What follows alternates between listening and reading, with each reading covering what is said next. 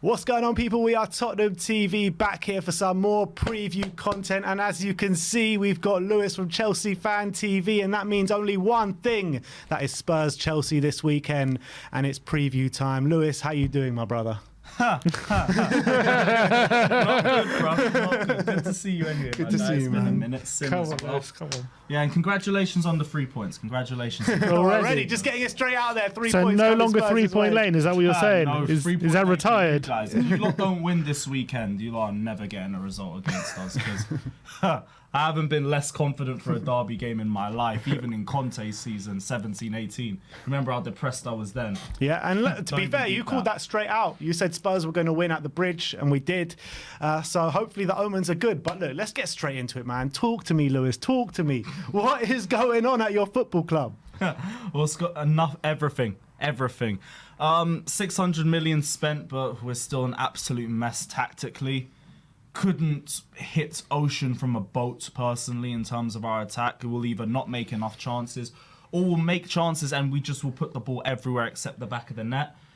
Defensively, we're fine. Like, I actually low-key think we could keep a clean sheet in this game, but I don't know if we're going to score and I don't know where that goal's coming from.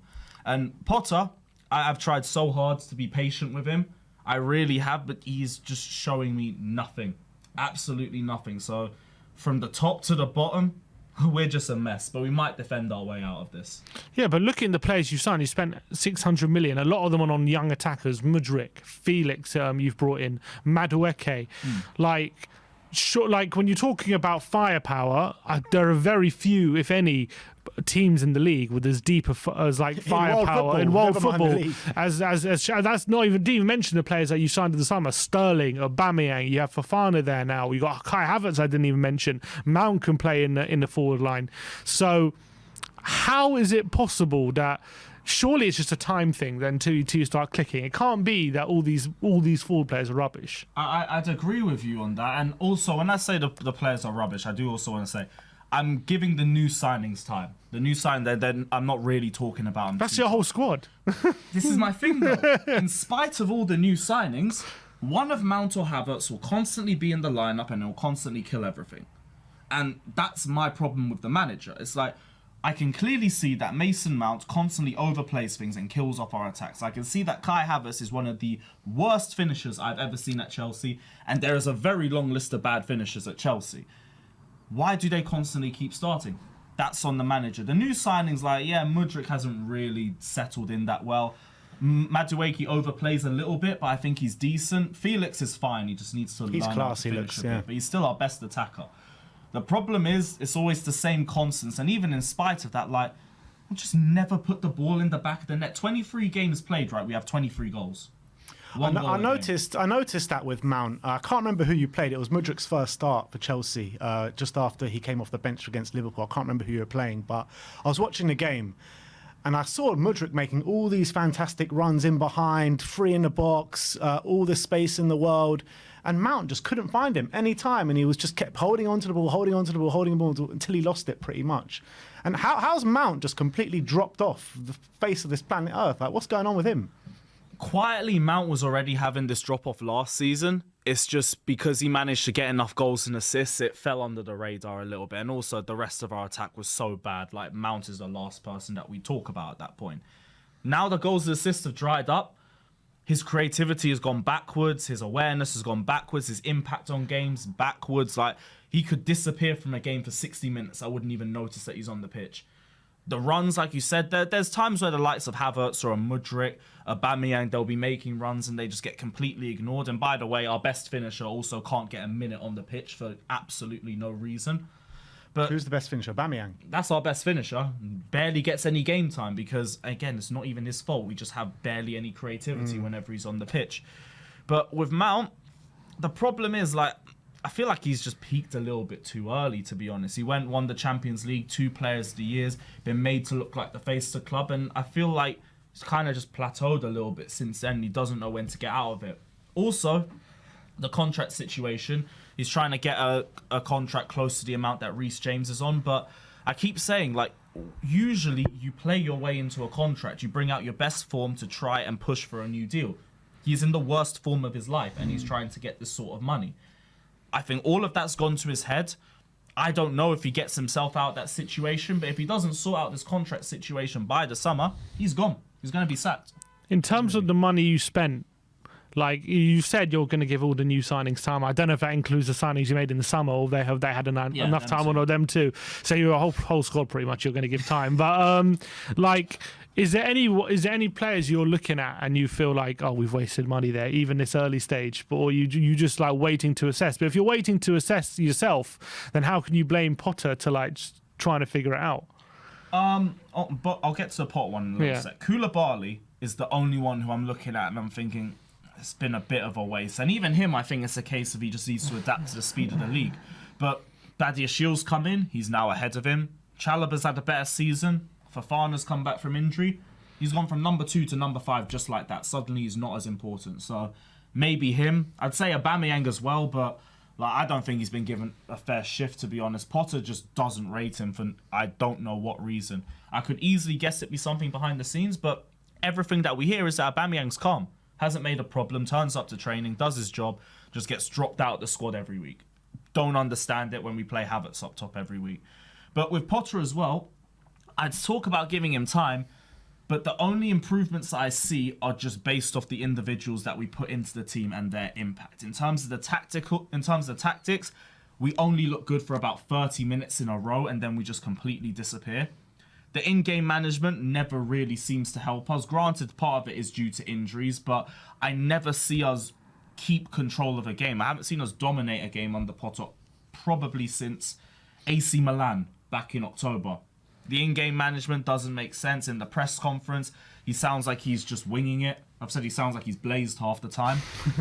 Like, he just doesn't give you anything to go off. And I've been Potter in literally until the weekends, but you can't keep blindly backing something. Like, trust has to be earned, and he's not doing anything to earn that. Is he going to last the season? Things would have to get a lot worse.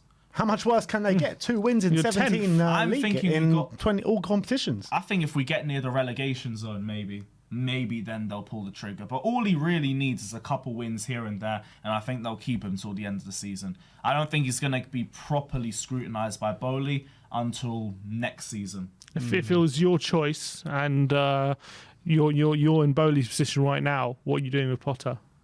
You giving him a bit more time? If I'm Bowley, I am sending the biggest apology package to Tuchel.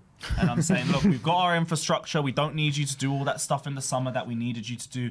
Just come in and coach like you wanted to. The club is still here. You can still do your thing. But he's not going to do that. So you would immediately get rid of Potter and bring in still Tuchel again. Was available. But as of right now, like, I don't really know who we bring in. But you would get rid of Potter right now. I think, yeah, because at the very least, like, someone, even Arteta, right? When Arteta was first at Arsenal, he played defensive football and just hoofed it to Aubameyang because he didn't have the players to fit his philosophy yet. We're not doing that. We're still trying to play attacking football. We're still trying to play his philosophy, and he's going to die by that because this squad isn't ready for it, and him tactically don't even look ready for it. It's hard to argue he doesn't have the players to fit his philosophy when you've signed about 20 again, players. Why has nothing improved? And look at the players he had at Brighton. You know, you've got like miles of a better squad than he had at Brighton. Yeah, although I think with a lot of the players that are still here, I don't even rate them like that. Like, I spent the whole season saying this team was never going to make top 4, even from the start of it. Didn't think it would get this bad, really didn't, but I never thought this squad was capable of reaching the challenges that we wanted, so I've just not really had any faith this season. I've been kind of signed out since Tuchel got sacked, really. I accepted we weren't going to make top 4 from then, because you go straight from just starting to build Tuchel's philosophy, you've gone right back to the start with Potter's, with a squad I already have no respect for. Yeah. So it's like... I get that. I get that. I mean, if I gave you the choice right now, swap Conte and Potter, you doing that? You can see he kind of wants to. He kind of, part of him's like, yeah, let's just do it. Conte, aren't you? Yeah, I mean, he did have his fallouts, but that was with the old regime. He would at least set us up well defensively, and we could just clean sheet our way to 40 points. So, yeah, you know what? I would take Conte right now. You would swap the managers. I actually would, yeah. Look, you touched on Bowley before, and there's been this narrative around Bowley. Like, he doesn't really have a plan. All he does is look at other teams' targets and goes and gazumps them. Are you happy with Bowley, and do you think he has a plan?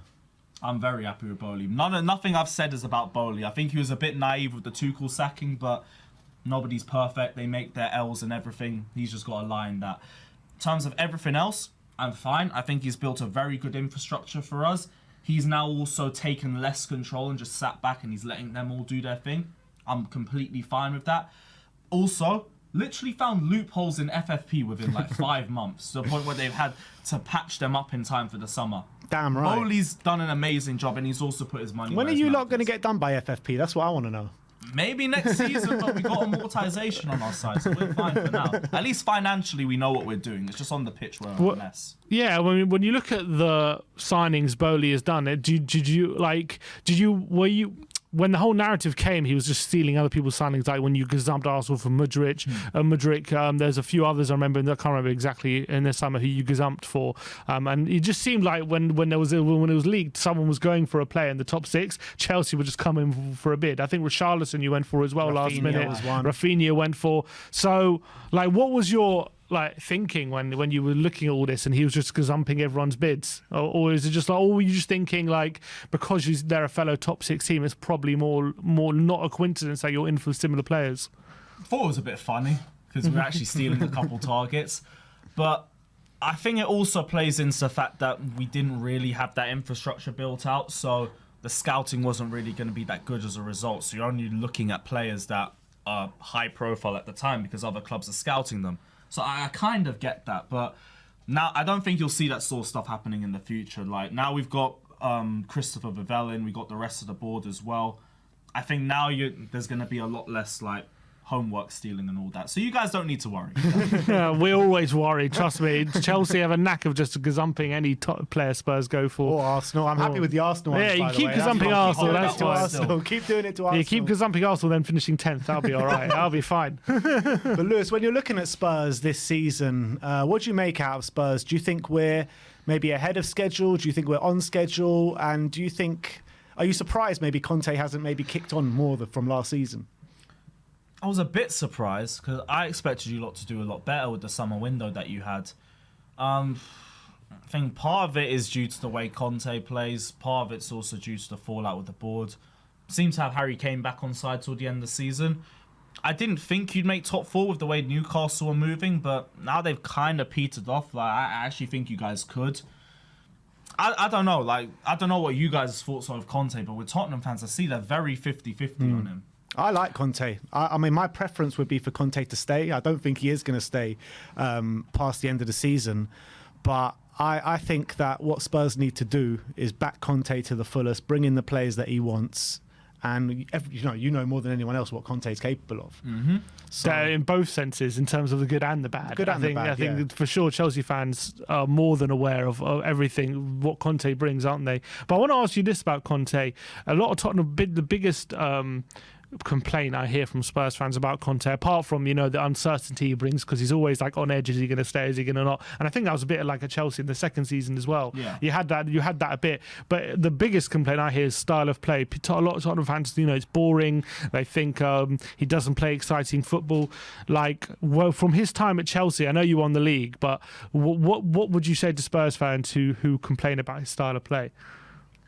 Be grateful. Could be where we are right now. Literally, you don't remember the Nuno era and all that. Oh, yes. It could be a lot worse. I understand it, though. When football's boring and you're watching it every week and it's tiring and you're also, you're doing all right, but you're not really progressing. You're still in the same position. I get it. It's frustrating, but talk about winning mentality. Conte's got it right there. I think as long as you back Conte, you give him everything that he asks for, I think eventually your club will be fine. You'll be winning trophies. All you literally want is trophies. I think top 4 as well, but that just goes without saying. It's a basic requirement. Conte is your best bet at winning trophies. I don't really know who else is going to go there and do it. If he leaves, then yeah, you might need to start again with a different philosophy and that. But as of right now, you have a very good manager who's won the league everywhere he's gone. Yeah. If you guys give him a couple years, that will be you guys too. I was worried about this season because of Conte. Because I was like, yeah, you know what? Maybe they're not the flashiest signings, but they're the ones the manager wants. Keep giving him the players he wants. You guys will be in a much better position. But at Chelsea, do you agree he had did you not like his style of play at Chelsea, or would you say actually I didn't mind the football when he was in charge of us? No, it was so boring the second season, but it was also because of the fallout. Like Conte was where I was, where he just had no faith in the squad, so he was playing defensive football just to try and get by. It was boring, but it did the best that it could, even though we finished 5th that season. But it was mainly due to factors away from the pitch. So, yeah, it was boring as sin, but like I still backed Conte through all of that. So, yeah, it just comes with him. It comes with But what was it like when you were actually doing well and won the league? I mean, what were you thinking about the football there? I know it was winning football, but was it exciting football? Oh, yeah, it was brilliant. The tempo was mad. We went through like a 13-game winning run, and we only conceded about 3 goals. Like we conceded 6 through October all the way through to April. When Conte gets things going, it's amazing. And because of how passionate Conte is a manager, you know how that connects with match-going fans too. Different atmosphere. There's a reason why, in spite of Spurs, I don't care that he's at Tottenham. I still love Conte. Nothing's going to change on that front. Yeah, I mean, that's my point exactly, because I keep saying week in, week out, the reason why we're playing such dire football is because we've got Dyer at the back, and we've got these kind of guys at the back that Conte cannot account for, and he plays that ultra-defensive football to make up for these guys. Exactly. You have to play from the back and work. That's why I'm mad at Potter too, because it's like, I don't have faith in this squad. No one has faith in this squad. Why are we just not sitting everyone behind the ball and just trying to draw every game? As a bare minimum, just do that at the very least. We're still trying to attack. We're still trying to take control of games, even though we can't. We don't have the midfield for it, and our attackers are crap. But we keep doing it every week. Conte, even at this point, he's smarter than Potter. He's much smarter. Last week, I think you were out in Dortmund, we were out in Milan for the Champions League. Both come away with the exact same result, 1-0 defeats. Who's going further in the Champions League this year? Probably you guys. If you don't turn it around. It could be neither of us, but I don't think we're going through. Dortmund, might be a good night at the bridge and everything. Atmosphere will be good, but I've got no faith for anybody right now. We literally got 2 wins in 15. I didn't even have faith I only had faith for a draw against Southampton. I was still left disappointed. So, wow. I've never seen you so low in terms of Chelsea, man. This is crazy. If you don't get 3 points on Sunday, there is a big problem. Massive. And you talk about your capabilities to only play 30 minutes.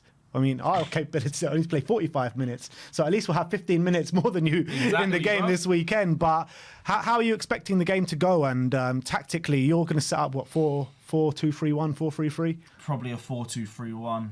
I could see, God forbid he rests Silva and James again, but I don't think even he will do something like that.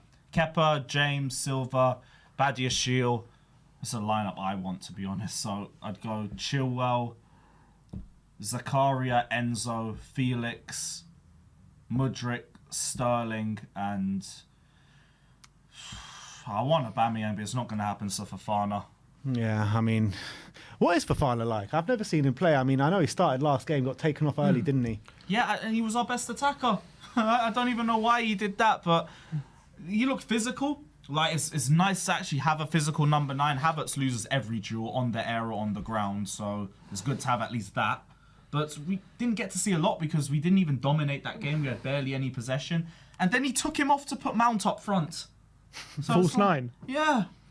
So what are you saying, your tactics for this weekend? Are you going to come at us? Are you going to sit back, try and counter? What's the style of play going to be? We're probably going to try to come out and face you guys.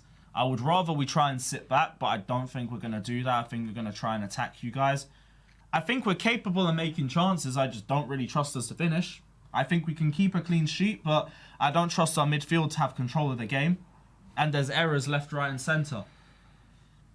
I don't know. Maybe we keep a clean sheet. Maybe. But there's not a part of you that thinks there's too much talent for it not to click at some point, and there's no better time for it to click than against Spurs.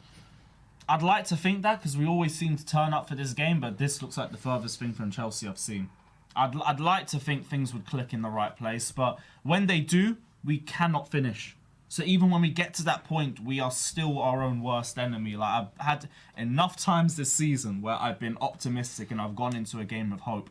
I'm not doing it no more.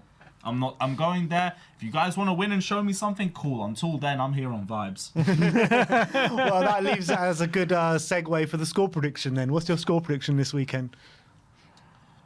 I'm going to be optimistic and say 0-0.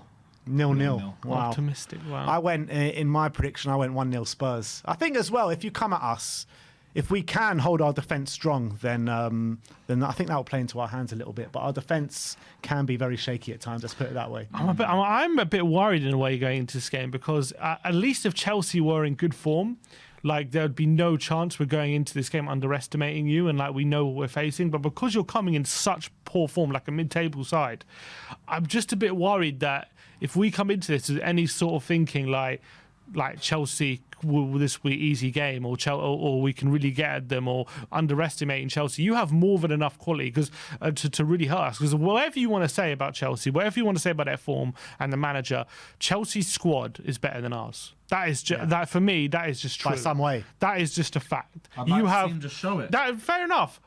But just for that fact, if you do get it right, that does kind of worry me. That because you've had a week to prepare.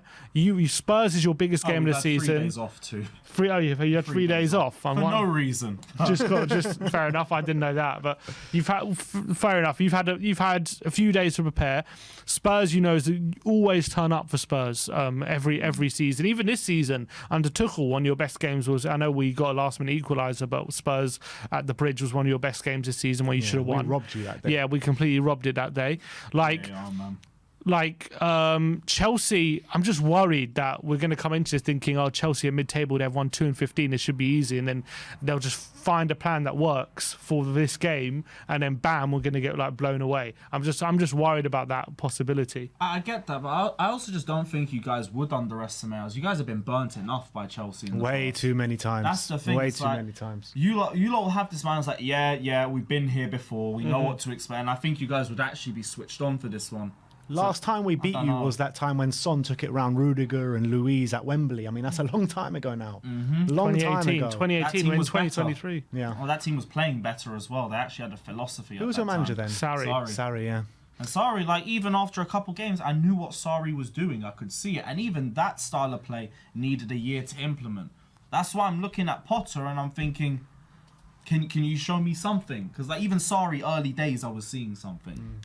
When you think about the bigger picture at Chelsea and all the money you spent and everything, and Abramovich is gone, you've got Bowley now, there's a new project. I know things are bad now, you're 10th, you've won 2-15, it's hard to be happy with how things are going, but when you think about the bigger picture, are you still excited about this Bowley project, or are you still thinking I don't know if we know what we're doing? Yeah, long term, I have no real worries. I think Chelsea will be fine. I trust Bowley, I trust the whole infrastructure. It's the manager and it's the squad right now. So long term, it's fine. That's all the more reason why I'm happy to sign out this season. I know we'll be fine next season. Next season, I'm going to be demanding a lot more. As of now, we're just an absolute mess. And it's fine. We're not going to win anything. We're not going to make top 4. Just duck out the whole of Europe. Give me 1 game a week next week. And yeah, give me my 40 points and I've signed out for the season. All right, wow. I think we'll leave the preview there. Lewis is going 0-0. I'm going 1-0 Spurs. Sim, what are you going for? I said 1-0. I'm going to stick with it. 1-0, yeah. 1-0. All right. Spurs. Lewis, big up yourself. Thanks for coming on today, mate. Come on, Lewis. As always. And go subscribe to Lewis's channel. Where can they find you, mate? Yeah, Carefree Lewis G for just chaos. And Chelsea Fan TV. Big up my guys at Chelsea. I'll tell you what, TV. I've been watching a lot of his streams on his personal channel. It's good watch. So go over and have a look. But that's it from us for the preview. Combined 11 coming up next. But thank you everyone for joining us today. Like, subscribe, and comment. And as always, come on, you Spurs.